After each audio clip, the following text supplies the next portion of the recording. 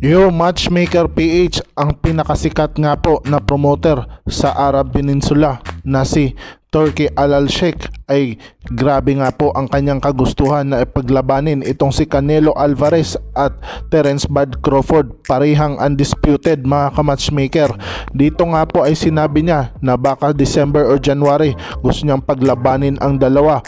Matapos nga pong magkita ni Terence Bud Crawford at ni Turki ay dito nga po ang kagustuhan niyang paglabanin. Ngunit kailangan niya munang tibagin ang 154 pounds champion na si Israel Madribov, at dito nga po hindi ito basta-basta sapagkat kampiyon ito at malakas din ang pangangatawan at suntok.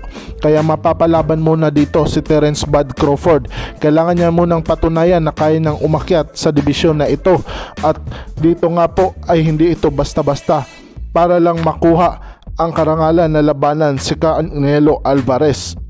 Dahil marami nga pong fans na gustong makita na labanan ni Canelo ang waiting na si David Benavides, ang isang Mexican monster din, at hindi ito basta-basta na dapat ayawan.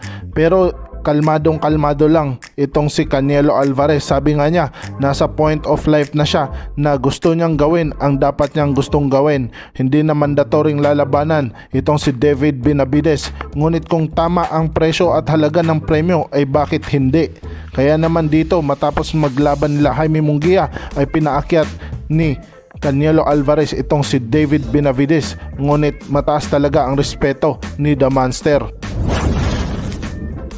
Samantala, Gervonta Tank Davis, grabe nga po ang pang-aasar nito kay Devin Haney. Sinabi nga niya na ang mukha ni Devin Haney na tumaba na ay grabe na talaga. Wala na talagang disiplina sa sarili, kundi nung makakuha lamang ng konting pera ay sinabi ni Gervonta Davis na nawala na sa disiplina sa pangangatawan at sa kanyang boxing career, kaya naman daw natalo ito. Sinabi nga ni Gervonta na ibang-iba itong si Devin Haney nung 23 years old ay hungry daw ito at laging gutom na manalo, pero nung nagkaroon ng panalo na undisputed ay nawala bigla ito. Samantala, ang ating kababayan na si Cuadro Alas General Casimero ay parang papatulan na ni Naoya The Monster Inoue sapagkat siya na lang ang lehitimo na contender sa Super Bantamweight Division at ang kanilang naudlot dapat na bakbakan. Ang hiyawan nga po ng mga Japanese fans na si Casimero na ang isunod. Ngunit itong si Naoya The Monster Inoue ay pakipot pa.